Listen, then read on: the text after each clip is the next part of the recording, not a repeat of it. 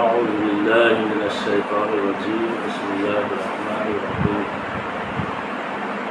حامين تنزيل الكتاب من الله العزيز الحكيم إن في السماوات والأرض لآيات للمؤمنين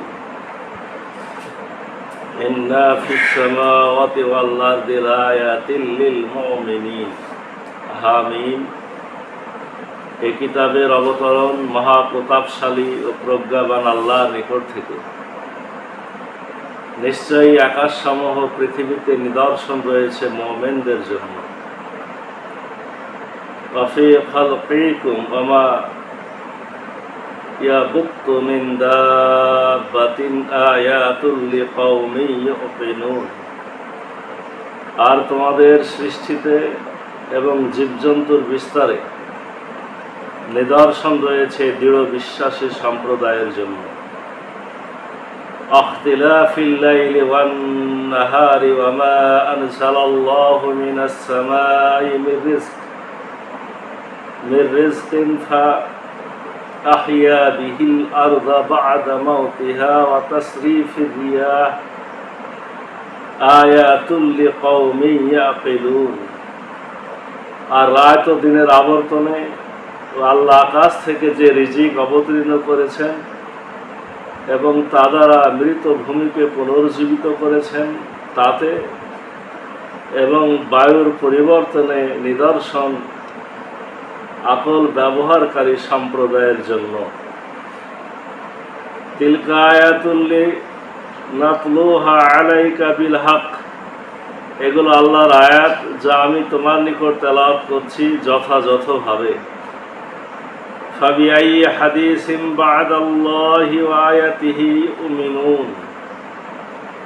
সুতরাং আল্লাহ এবং তার আয়াতের পরিবর্তে তারা আর কোন বাণীতে বিশ্বাস করবে? ওয়াইলুল লিকুল্লি আফাকিন আসিম। দুর্ভোগ প্রত্যেক ঘোর মিথ্যাবাদী পাপীর জন্য। ইয়াসমাউ আয়াতিল্লাহি তুতলা আলাইহি সুম্মা ইউসিরু মুস্তাকবিরান কাআল্লাম ইয়াসমাহা। যে আল্লাহর আয়াত সমূহ শ্রবণ করে যা তার নিকট পাঠ করা হয়, এরপর অহংকারী হয়ে অটল থাকে যেন সে তা শুনেইনি। ফাবাশশিরহু বিআযাবিন আলীম। তাকে সংবাদ দাও যন্ত্রণাদায়ক শাস্তির। ওয়া ইজা আলিমা মিন আয়াতিনা শাইআত তাখাযাহা হুজুয়া। আর যখন আমাদের কোনো আয়াত সে অবগত হয় তখন তা নিয়ে উপহাস করে। উলাইকা লাহুম আযাবুম মুহিন। তাদের জন্য রয়েছে লাঞ্ছনাদায়ক শাস্তি। মাওয়ারাইহিম জাহান্নাম। তাদের পেছনে রয়েছে জাহান্নাম। আলা ইউগনি আনহুম মা কাসাবু শাইয়াও ওয়ালা মাত্তাখাযু মিন দুনিল্লাহি আউলিয়া। আর তারা যা অর্জন করেছে তা তাদের কোনো কাজে আসবে না, এবং তারা আল্লাহর পরিবর্তে যাদের অভিভাবক হিসেবে গ্রহণ করেছে তারাও নয়। আলাহুম আযাবুন আযীম। আর তাদের জন্য রয়েছে মহাশাস্তি। হাযা হুদা। এটি কোরআন সঠিক পথের দিশারি। আল্লাযীনা কাফারু বিআয়াতি রাব্বিহিম লাহুম আযাবুম মির রিজসি আলীম। যারা তাদের প্রতিপালকের আয়াতসমূহ প্রত্যাখ্যান করে তাদের জন্য রয়েছে নিকৃষ্ট যন্ত্রণাদায়ক শাস্তি। সূরা আল জাসিয়া 1 থেকে 11 আয়াত, অর্থাৎ প্রথম রুকু। আমরা তেলাওয়াত করলাম, অর্থ বললাম। সূরা আল জাসিয়া আমরা গতদিন সূরা দুখান শেষ করেছি, আজ আরো একটা নতুন সূরা, সূরা আল জাসিয়া। সূরা দুখান এবং সূরা জাসিয়ার আলোচনা একই আলোচনা, একই সময় নাজিল। দুখানের পরে সূরা জাসিয়া নাজিল হয়েছে এবং কোরআনের পাশাপাশি রাখা হয়েছে। সূরা দুখানে যে আলোচনাগুলো ছিল হুবহু একই ধরনের আলোচনা এখানে আছে। অর্থাৎ মুসা নবীর ঘটনা ওখানে ছিল, এখানেও আছে। সূরা দুখানে কোরআনের মাহাত্ম্য বর্ণনা ছিল, এখানেও আছে। সূরা জাসিয়াতে প্রাকৃতিক বিভিন্ন বিষয় উল্লেখ করে রব্বুল আলামিনের অস্তিত্ব প্রমাণ করা হয়েছে। আল্লাহ নিজেই নিজের অস্তিত্ব প্রমাণ করেছেন বিভিন্ন প্রাকৃতিক বিষয়াদি উল্লেখ করে, এবং আখিরাতের কথা আলোচনা আছে। শুরু করা হয়েছে হামিম দিয়ে, এরপরে বলা হচ্ছে কিতাবের অবতরণ মহাপ্রতাপশালী আজিজ ও হাকিম এবং মহাপ্রজ্ঞাবান আল্লাহর নিকট থেকে। এই কোরআনকে নাজিল করেছে যিনি মহাপরাক্রান্ত এবং মহাপ্রজ্ঞাবান, তিনি এই কোরআন নাজিল করেছেন।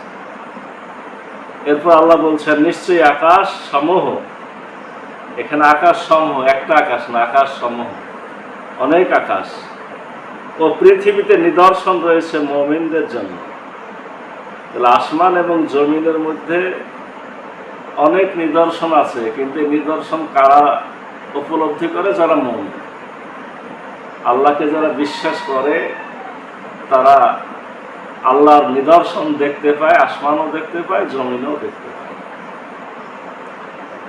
আর তোমাদের সৃষ্টিতে এবং আমরাকে যে আল্লাহ সৃষ্টি করেছেন এর মধ্যেও আল্লাহর নিদর্শন আছে, এবং জীবজন্তুর বিস্তারে নিদর্শন রয়েছে দৃঢ় বিশ্বাসী সম্প্রদায়ের জন্য। এই নিদর্শনগুলো উপলব্ধি করে কারা? যারা সত্যিকারের ইমানদার, এখানে দৃঢ় ইমানদার, ইউকিনুন, তাদের জন্য এগুলাতে নিদর্শন আছে।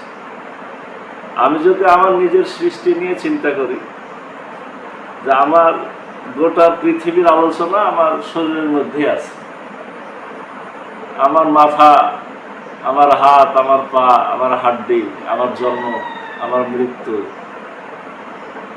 ইমাম গাজ্জালি রাহিমাহুল্লাহ বলছেন যে তোমার মাথা হলো জমিন, ওখানে যেমন জমিনে যেমন গাছ হয়, তোমার মাথায় আপনার চুল হয়, তো চুলও তো বের হয়, বড় হয়, হয় না?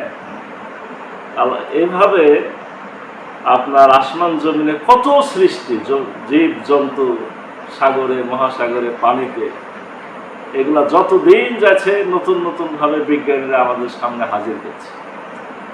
ঠিক একইভাবে আসমানের দিকে দৃষ্টি দিয়ে, ওটাকে বলা হচ্ছে অস্ট্রিয় সায়েন্স, মহাকাশ বিজ্ঞান, কত কিছু আবিষ্কার হতেই আছে। তো রব্বুল আলামিন একবারই বলে দিয়েছেন যে আসমান জমি তোমাদের সৃষ্টি, জীবজন্তুর বিস্তার, সকল কিছুর মধ্যে ইমানদারদের জন্য নিদর্শন রয়েছে। আর রাত ও দিনের আবর্তনে, এই যে এখন আপনার রাত বড় হতে হতে একেবারে মনে করেন যে মানে দিন হয়ে 9 ঘন্টা, বাকি সবই হয়ে যাবে রাত। আবার এক সময় তেমন হবে যে দিন হবে আপনার 12, আপনার রাত হবে 9 ঘন্টা, দিন হবে সর্বোচ্চটা। তো এইভাবে রব্বুল আলামিন এগুলোর মধ্যেও, এবং দেখেন যে রাত আর দিন যে পরিবর্তন হচ্ছে, এর মধ্যে আমরা নতুন নতুন অভ্যাস, অভিজ্ঞতা প্রত্যেক দিনই অর্জন করছি। আল্লাহ বলছেন এগুলাতেও নিদর্শন আছে।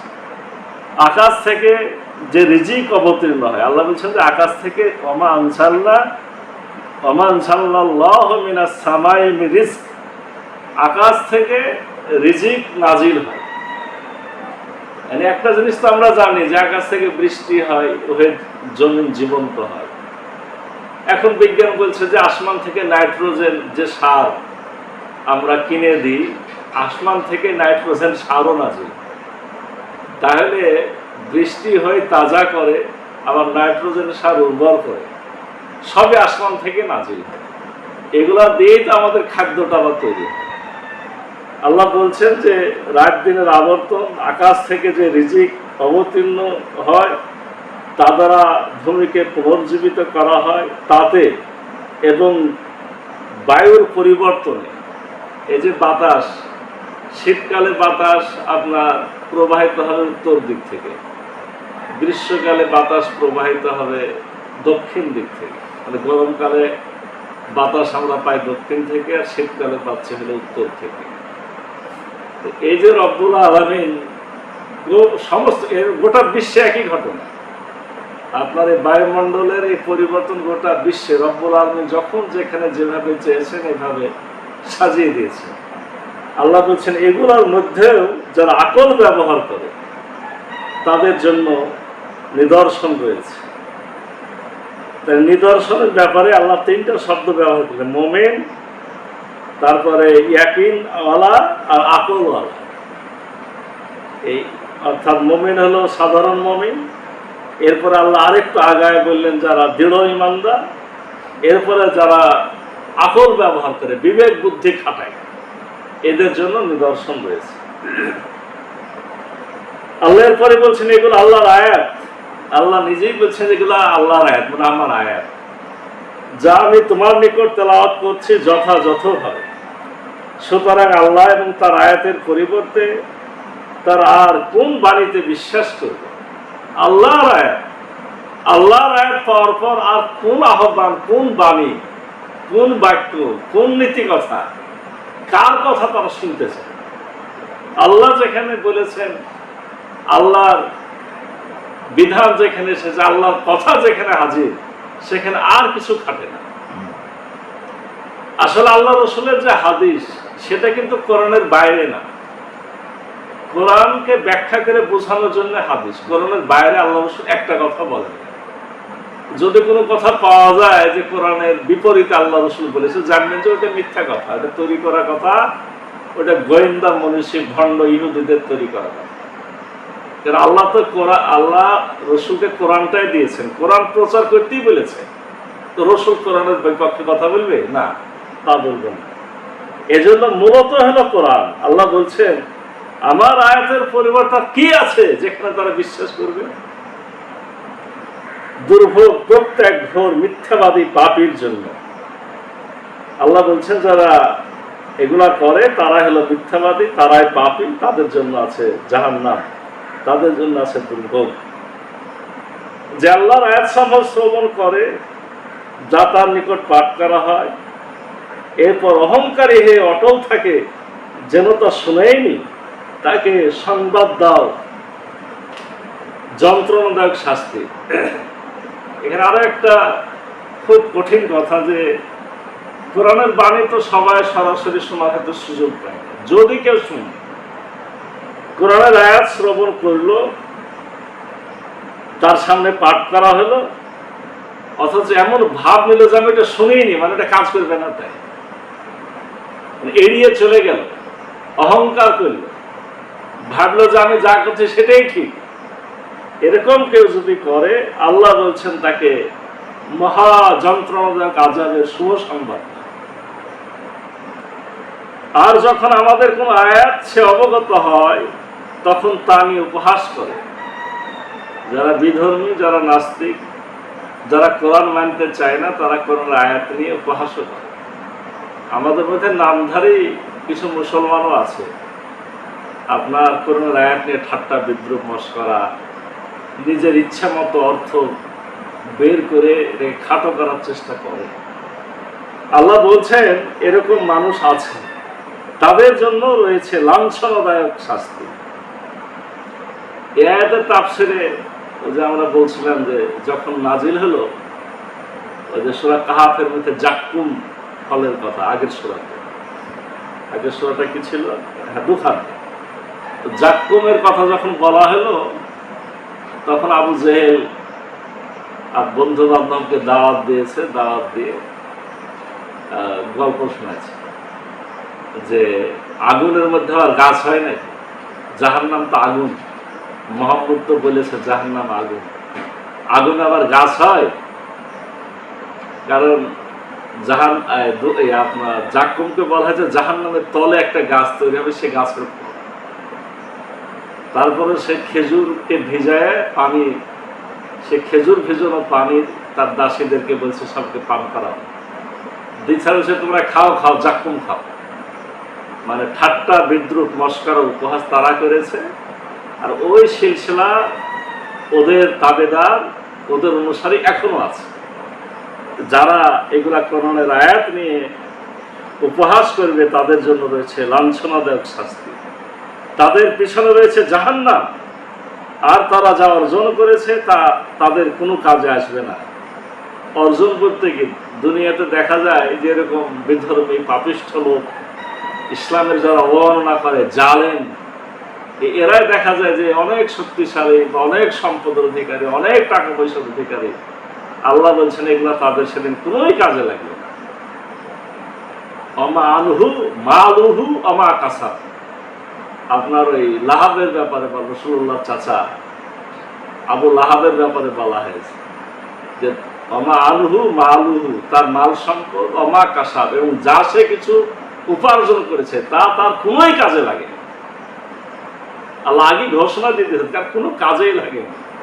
দুনিয়াতে থাকতে লাহাবের স্ত্রী এবং তার এক ছেলে একেবারে লাঞ্ছিত অপমানিত মৃত্যু হয়েছে, আর বাকি যারা ছিল তারা ইসলাম গ্রহণ করে নিজেকে রক্ষা করেছে। তো যারা এরকম করে, মনে করে যে আমার অট্টালিকা, আমার সম্পদ, আমার টাকা পয়সা, আমার নেতৃত্ব, আমার রাজনীতি, আমার শক্তি, আমার বাহাদুরি, না জানি কত কি, কিন্তু এগুলা সেদিন কোনোই ফল দেবে না। আল্লাহ বলছেন যা তাদের কোনো কাজে আসবে না, এবং তারা আল্লাহর পরিবর্তে যাদের অভিভাবক হিসেবে গ্রহণ করেছে তারাও না। আল্লাহকে বাদ দিয়ে অন্য কিছু দাসত্ব করেছে, মাথা নত করেছে, প্রার্থনা করেছে, অন্য জায়গাতে আশ্রয় চেয়েছে, ওদেরকে অভিভাবক বানিয়েছে। এই সমস্ত মূর্তি, এই সমস্ত নেতা, এই সমস্ত দল, যেখানে যে অভিভাবক যাকে যেরকম মনে করেছে, রব্বুল আলামিন বলছেন যে আল্লাহর পরিবর্তে যাদেরকে তারা গ্রহণ করেছে তারাও কোনো কাজে আসে না, আর তাদের জন্য রয়েছে মহা শাস্তি। সর্বশেষ আল্লাহ কোরআনের কথা দিয়ে শেষ করছেন, এটি কোরআন সঠিক পথের দিশারি। যারা তাদের প্রতিপালকের আয়াতসমূহ প্রত্যাখ্যান করে তাদের জন্য রয়েছে নিকৃষ্ট যন্ত্রণাদায়ক শাস্তি। আল্লাহ বলছেন এটাই হেদায়েতের গ্রন্থ, এটাই হেদায়েত। অতএব যারা এই আল্লাহর আয়াতগুলোকে প্রত্যাখ্যান করবে, গ্রহণ করবে না, তাদের জন্য রয়েছে নিকৃষ্ট যন্ত্রণাদায়ক শাস্তি। রব্বুল আলামিন আমাদেরকে কোরআন পড়া, কোরআন বোঝা, কোরআনের অনুসরণ করা এবং কোরআনের হেদায়েত গ্রহণের তৌফিক দান করুন। সকলে বলি আল্লাহুম্মা আমিন।